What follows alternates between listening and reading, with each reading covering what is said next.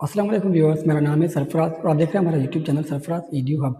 Viewers, अगर आप IBA 2026 की तैयारी कर रहे हैं JST की या PST की, तो आप बिल्कुल सही चैनल को देख रहे हैं, क्योंकि हम आज आपको फिर से IBA के मोस्ट 5 रिपीटेड MCQ सॉल्व करवाने जा रहे हैं, जो कि सॉल्व करने के बाद, समझने के बाद, आप चाहे किसी भी एग्जाम में बैठे हो, PST का हो या JEST का, आप इस तरह की question easily with in short time solve कर सकते हैं। तो चलते हैं अपने क्वेश्चन की तरफ।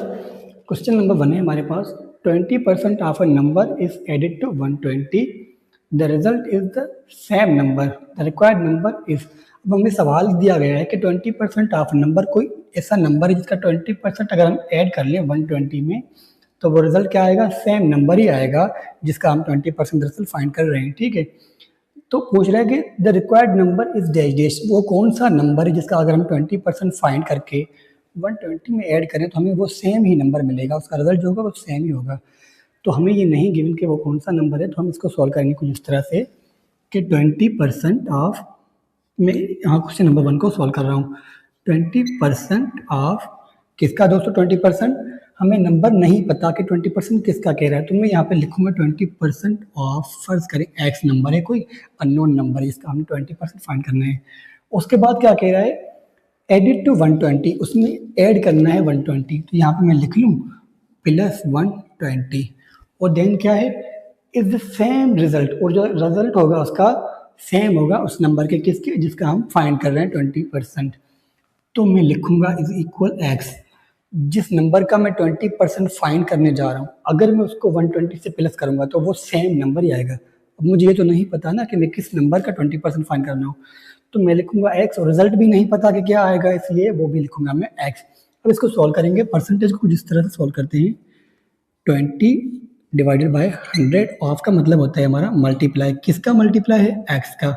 डिवाइड में 1 लिख लें, और ये हमारा प्लस 120 इक्वल एक्स। तो दोस्तों, अब जैसे कि आपको पता है कि यहाँ पे जैसे मल्टीप्लिकेशन आ जाए फ्रैक्शन में, तो न्यूमरेटर को न्यूमरेटर से मल्टीप्लाई करते हैं एंड डिनोमिनेटर को डिनोमिनेटर के साथ। तो 20 विथ एक्स तो हो जाएगा हमारा 20x अपॉन 100 प्लस 120, इसके डिवाइड में भी कुछ नहीं, आप 1 लिख दें, इक्वल हमारा हो जाएगा ये x के। ठीक है दोस्तों, अब हमें कह रहा है कि आप मल्टीप्लाई करें, क्योंकि हमारे पास क्या है? एडिशन है। एडिशन में हम फाइंड करते हैं एलसीएम। तो 20x का जो डिनोमिनेटर है वो है 100, और 120 का डिनोमिनेटर है हमारे पास 1। अगर हम 100 को मल्टीप्लाई करें 120 के साथ और प्लस कर दें उसमें 20x, तो हम कुछ इस तरह से लिख सकते हैं 20x plus 120 multiply 100 divided by, ये जो आपके पास 100 है, आप इसको चाहे तो डायरेक्टली मल्टीप्लाई कर सकते हैं बाय क्रॉस मल्टीप्लाई BCM, तो आप इसको ऐसे भी लिख सकते हैं कि 100x bye LCM and BCM में यहाँ पे लिख रहा हूँ by LCM and BCM by cross multiply and by cross multiply. पहले मैंने LCM निकाली 100, तो उसको मल्टीप्लाई कर लिया 120 के साथ, और जो LCM हमारी थी 100 ना, उसको मैंने क्रॉस मल्टीप्लाई कर लिया x के साथ। अब हमें क्वेश्चन कुछ यूँ गिवन है कि मेरे पास है ना नंबर 20x, ये 20x मेरे पास वेरिएबल है, क्यों ना मैं इसको राइट साइड मूव कर लूँ। जी दोस्तों, क्योंकि मुझे x की वैल्यू फाइंड करनी है, कांस्टेंट नंबर एक साथ रखूंगा, और जो बाकी वेरिएबल हो गए जिसको फाइंड करना है उसको मैं दूसरी तरफ मूव कर लूँ। तो ये आ जाएगा 120 इंटू 100, यहाँ पर आ जाएगा 100x माइनस 20x। जी दोस्तों, 20x। तो दोस्तों, अगर मैं यहाँ पर 100 में से 20x माइनस कर लूँ तो आ जाएगा 80, और ये हमारा आ जाएगा 120 इंटू 100 इक्वल 80x। जी दोस्तों, अब हमने फाइंड करनी है x की वैल्यू के, वो कौन सा अननोन नंबर है जो हम फाइंड करना चाहते हैं। तो मैं क्या करूँगा, x को यहाँ सेम रहने दूंगा, और जो मल्टीप्लाई नंबर है उसके साथ उसको डिवाइड कर लूँगा दूसरी तरफ इक्वेशन के। तो दूसरी तरफ क्या है हमारे पास? 120 इंटू 100 को डिवाइड कर लूँगा मैं 80 के साथ, इक्वल जो आंसर आएगा वो मेरा x होगा, यानी कि जो नंबर मैंने फाइंड करना था, जिसका 20% हमने फाइंड करना था और प्लस करना था 120 में। तो अब यहाँ पर 80 है, तो 1 टाइम 0 कैंसिल, 1 टाइम 0 कैंसिल, बाकी यहाँ पे बचा 12, 8, 4 की टेबल 2 टाइम, 4 की टेबल 3 टाइम। अब यहाँ पे आ रहा है आंसर मेरा 2। 2 की टेबल 1 टाइम, 2 की टेबल 10 पे 5 टाइम, ये बचा 50 और ये बचा 3। अब 3 और 50 को दोनों को आपस में मल्टीप्लाई कर लेंगे ना, तो हमारी जो x की वैल्यू आ जाएगी वो आएगी 150, x इक्वल 150। जी हाँ दोस्तों, अगर हम 150 का 20% फाइंड करें और उसको ऐड करें 120 में, तो हमें जो आंसर मिलेगा ना वो मिलेगा 150। आइए मैं थोड़ा आपको इजी करके समझा देता हूँ। अगर मैं आपसे कहूँ कि आप 150 को 5 हिस्सों में तकसीम करें, क्योंकि 20% जो होता है वो 100 का 5वां हिस्सा होता है, और सिमिलरली आप 150 को भी 5 हिस्सों में तकसीम करें, तो क्या आएगा आंसर 30 30 30, यानी कि हर एक हिस्से में 30 30 आएंगे। अगर आप उन 30 को ऐड कर लें 120 में, तो आंसर क्या आ जाएगा 150। तो यही तो कह रहा है कि हम किसी नंबर का 20% फाइंड करके 120 में ऐड करें, तो हमें जो रिजल्ट मिलेगा वो सेम नंबर मिलेगा जिसका हमने फाइंड करना था 20%। तो ऑप्शन सी है हमारे पास 150, ऑप्शन सी इज करेक्ट। अपने क्वेश्चन नंबर 2 की तरफ, the cost of 6 bottles is Rs 900, then the cost of 5 bottles will be. दोस्तों सवाल कह रहा है कि हमें 6 बॉटल्स की कीमत मिली हुई है 900 रुपीज़, तो हमें बताएं कि 5 बॉटल्स की कीमत कितनी होगी। अगर 6 बॉटल्स की कीमत 900 है तो जाहिर सी बात है 5 बॉटल्स की कीमत कम होगी। मैं आपको एक बेहतरीन आसान तरीका बताऊंगा इसको सॉल्व करने के लिए। तो सबसे पहले आप इसका स्क्रीनशॉट ले लें अगर आप लेना चाहें तो, क्योंकि मैं इसको मिटा के क्वेश्चन नंबर 2 सॉल्व कराऊंगा आपको। तो आए दोस्तों सॉल्व करते हैं क्वेश्चन नंबर 2 को। क्या कह रहा है कि 6 बॉटल्स की कीमत है हमारे पास 900 रुपीज़। 900 रुपीज़ फ्रेंड्स कीमत है 6 बॉटल की। पहले मैं इसको डिवाइड करूंगा 900 को 6 के साथ, क्योंकि हमें फिलहाल एक बॉटल की कीमत मालूम करनी है। जैसे ही हमें एक बॉटल की कीमत मिलेगी तो हम 5 से मल्टीप्लाई करके 5 बॉटल्स की कीमत भी मालूम कर सकते हैं। तो 900 डिवाइडेड बाई 6, 6 की टेबल 6 पे 1 टाइम, 6 की टेबल 9 पे लगती है 1 टाइम, बाकी बचे 3 आगे इस तरफ 0 5 टाइम और ये 0 सेम। तो दोस्तों हमें एक बोतल की कीमत मिल गई, वो क्या थी 150 रुपीज़। हमारे पास 5 बोतल की कीमत हमने फाइंड करनी है। तो अगर आप सिमिलरली इसको 5 के साथ मल्टीप्लाई करें तो 5 time 0 is 0 and 5 time 15 is 75। तो दोस्तों हमें मिल गई 5 बोतल्स की कीमत जो थी हमारी 750 रुपीज़।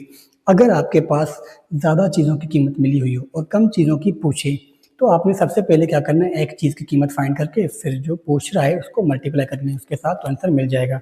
या अगर दूसरा क्वेश्चन कभी कभी ऐसा आता है कि आपको मिली होती है किसी एक चीज़ की कीमत और कह रहा होता है कि फाइंड करें ज़्यादा चीज़ों की कीमत, जैसे कि अगर मैं यहाँ पे लिख लूँ कि कास्ट ऑफ 1 बोतल is 900, then find the cost of 5 बोतल। तो आपने डायरेक्टली मल्टीप्लाई करना है 5 को 900 के साथ, आपको आंसर मिल जाएगा 5 बॉटल्स का। मगर यहाँ पर क्या था, हमें 6 बॉटल्स की कीमत मिली हुई थी और कम की पूछ रहा था, यानी कि एक बॉटल की कीमत नहीं थी।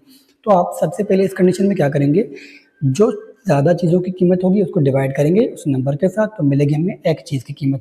फिर जो पूछ रहा है ना कि हमें इतनी चीज़ों की कीमत फाइंड कर दें, तो आप डायरेक्ट उस नंबर से मल्टीप्लाई करेंगे, आपका आंसर आ जाएगा जो आपको चाहिए होगा। तो हमारे पास आंसर था इसका 750 रुपीज़। आए चेक करते हैं। ऑप्शन ए है हमारे पास 1250 रुपीज़, जो कि बिल्कुल भी गलत है। ऑप्शन बी है हमारे पास 950, ये भी नहीं होगा। ऑप्शन सी है 850 रुपीज़, ये भी नहीं है। ऑप्शन डी हमारे पास है 750 रुपीज़, जो कि बिल्कुल सही आंसर है। ठीक है दोस्तों, तो दोस्तों चलते हैं अपने क्वेश्चन नंबर 3 की तरफ। क्वेश्चन नंबर 3 है the perimeter of the rectangle is 90 centimetre. Friends हमें कह रहा है कि हमारे पास कोई एक रेक्टेंगल है जिसका पेरीमीटर क्या है 90 centimetre. The length of rectangle is 25 centimetre, और उसी रेक्टेंगल की जो लेंथ है वो है 25 centimetre. Then its breadth will be. अगर किसी रेक्टेंगल का जो पेरीमीटर है वो है 96 सेंटीमीटर और उसकी लेंथ है 25 सेंटीमीटर, आप हमें फाइंड करके दिखाएं उसकी ब्रेथ। तो दोस्तों हमारे पास जो रेक्टेंगल के पेरीमीटर का फार्मूला था ना, पेरीमीटर ऑफ रेक्टेंगल, वो हमारे पास यूं गिवन था 2 multiply by length plus breadth. जी दोस्तों, हमारे पास ये फार्मूला था पेरीमीटर ऑफ रेक्टेंगल का। तो अब हम क्या करेंगे, पी की और एल की वैल्यूज पुट करेंगे तो हमें ब्रेथ मिल जाएगी। पी की वैल्यू क्या थी, पेरीमीटर क्या था हमारा 96 इक्वल 2 मल्टीप्लाई लेंथ हमारे पास कितनी थी 25 सेंटीमीटर प्लस बी। जी दोस्तों, अब हमारे पास 2 मल्टीप्लाई किया हुआ है तो दूसरी तरफ आ जाएगा इक्वेशन क्या हो जाएगा, divide 96 divided by 2 equal 25 plus B. तो दोस्तों अगर हम 96 को 2 से डिवाइड करेंगे तो हमारा जो आंसर आएगा वो आएगा 48। 48 इक्वल 25 प्लस बी।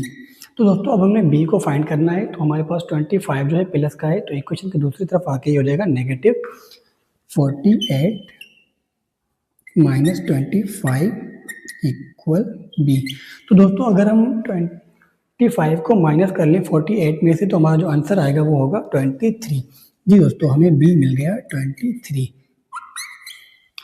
दोस्तों हमने इस रेक्टेंगल का जो ब्रीथ था वो कितना था, 23। आए चेक करते हैं कौन से ऑप्शन में है। ऑप्शन ए है 19 सेंटीमीटर, ऑप्शन बी है 21 सेंटीमीटर, ऑप्शन सी है 23 सेंटीमीटर। तो फ्रेंड्स हमारा जो ऑप्शन सी होगा बिल्कुल सही होगा। फ्रेंड्स क्वेश्चन नंबर 4 है हमारे पास, the ratio of 5 minutes to 180 seconds. Friends इस क्वेश्चन का आंसर आप हमें कमेंट में बताइएगा कि इस क्वेश्चन का आंसर क्या होगा। आया 3:1 होगा, 1:3, 3:5 या 5:3 होगा। तो अगर आपको हमारी वीडियो अच्छी लगी हो तो हमारे वीडियो को लाइक करें, चैनल को सब्सक्राइब करें और साथ ही बेल आइकन को जरूर दबाएं, ताकि हमारे हर आने वाली न्यू वीडियो की अपडेट आपको मिलती रहे, ताकि आपको IBA के किसी भी टेस्ट के लिए तैयारी करने में ईजी फील हो।